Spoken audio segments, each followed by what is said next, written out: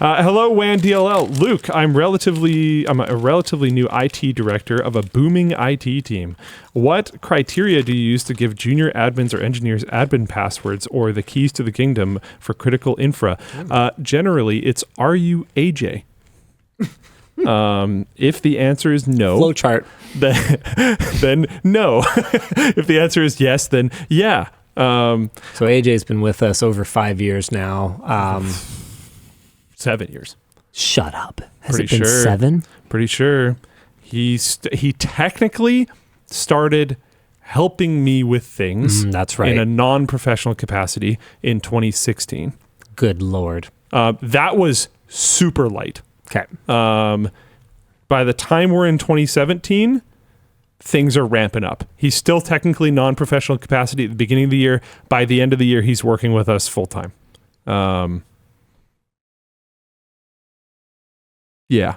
I don't know. It's different. It's very difficult though. It's actually really hard.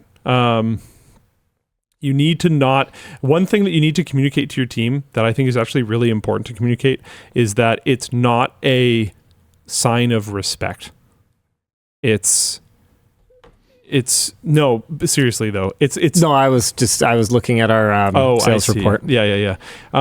Having the keys is a threat for everyone.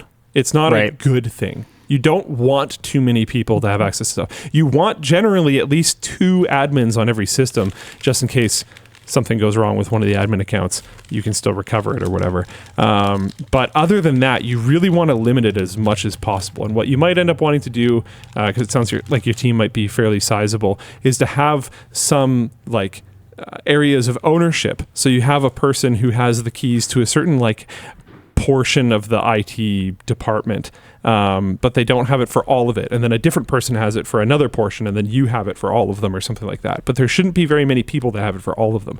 Ideally just kind of one, and then some people that have smaller amounts. It's an accountability. It's a risk vector.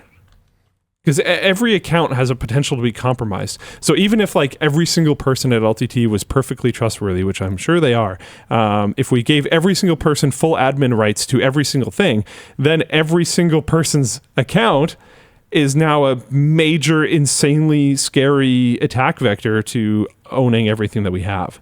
So you don't want to do that. It's I have people on my team that are happy when they lose permissions to things. Because they're I don't have to worry about this thing so much anymore, which is good. Yeah, I don't know. So it's scary. Try to slowly creep your trust with people. Increase it slowly.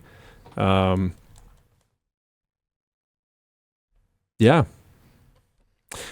Fun fact, one of the reasons why when I was at school, I was seriously thinking about becoming a database administrator was because I was like, hey, if I'm in control of all your data, you're probably going to pay me pretty well. That and was if you theory. don't...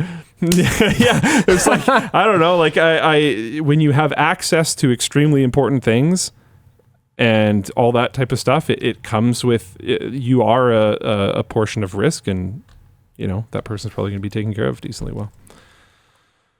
That was a thought process.